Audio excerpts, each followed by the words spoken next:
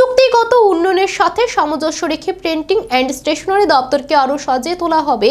নতুন নতুন মেশিন নিয়ে আসা হবে। শনিবার প্রিন্টিং অ্যান্ড স্টেশনারি ডিপার্টমেন্টের নতুন ভবন পরিদর্শন করে এই কথা জানান দপ্তরের মন্ত্রী অনিমেষ দেববর্মা। পুরনো ভবন ছেড়ে নতুন ভবনে যাচ্ছে রাজ্য সরকারের প্রিন্টিং অ্যান্ড স্টেশনারি ডিপার্টমেন্ট। নতুন ভবনের পরিবেশ নতুন। শনিবার এই ভবন পরিদর্শন করেন দপ্তরের মন্ত্রী অনিমেষ দেববর্মা। তিনি দপ্তরের বিভিন্ন কক্ষ ঘুরে দেখেন। তার সাথে ছিলেন দপ্তরের সচিব ব্রিজেশ পান্ডে, অধিকর্তা সহ অন্যান্য উচ্চপদস্থ আধিকারিকগণ। নতুন ভবন দেখে খুশি মন্ত্রী অনিমেষ দেববর্মা। তিনি জানান, এ নিয়ে চতুর্থবার তার এই দপ্তরে আসা। দপ্তরের এই নতুন পরিবেশের জন্য সচিব এবং অধিকর্তাকে অভিনন্দন জানান তিনি। মন্ত্রী বলেন, প্রিন্টিং অ্যান্ড স্টেশনারি ডিপার্টমেন্ট সরকারের অতি গুরুত্বপূর্ণ একটি শাখা। এই দপ্তরে ভোটার তালিকা প্রণয়ন থেকে শুরু করে যাবতীয় গুরুত্বপূর্ণ কাজ হয়। এই দপ্তরটিকে উড়িষ্যা, মহারাষ্ট্র, গুজরাট এবং কর্ণাটকের প্রিন্টিং অ্যান্ড স্টেশনারি দপ্তরের মতো উন্নত করা হবে। এর কাজেও গতি আনা হবে। দপ্তরের অনেক নতুন নতুন মেশিন আনা হবে। হওয়ার পর চতুর্থবারের জন্য এখানে আসলাম। প্রথমবার নয়, প্রথমবারে যখন এলাম দেখলাম এখানে একটা জঙ্গলের একটা পরিবেশ। তখন থেকে আমি আমাদের যে সচিব ব্রিজেশ পান্ডে আছেন ওনার সাথে আলোচনা করলাম যে এটাকে একটা রিভাইভ করার দরকার।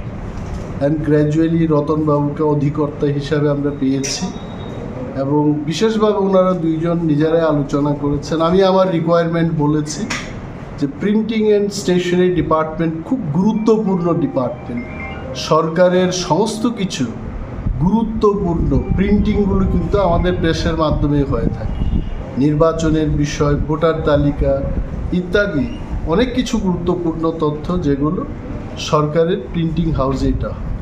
তো এটাকে আমাদের পরিবর্তন করতে হবে, বিল্ডিংটাকে নতুন করতে হবে। পুরনো বিল্ডিংটা আমরা এখন গুটিয়ে নিচ্ছি, নতুন বিল্ডিং চলে আসছে, নতুন নতুন মেশিনও আসছে। সেলফ হেল্প গ্রুপের যারা কাজ পাচ্ছে না তাদেরকে আরও বেশি করে কাজের ব্যবস্থা আমরা করে দেব।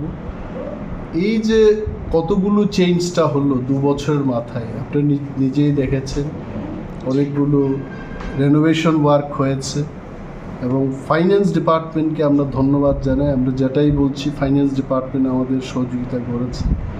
আগামী বছরও আমরা আরও আর্থিক সহায়তার জন্য তাদের কাছে বলবো।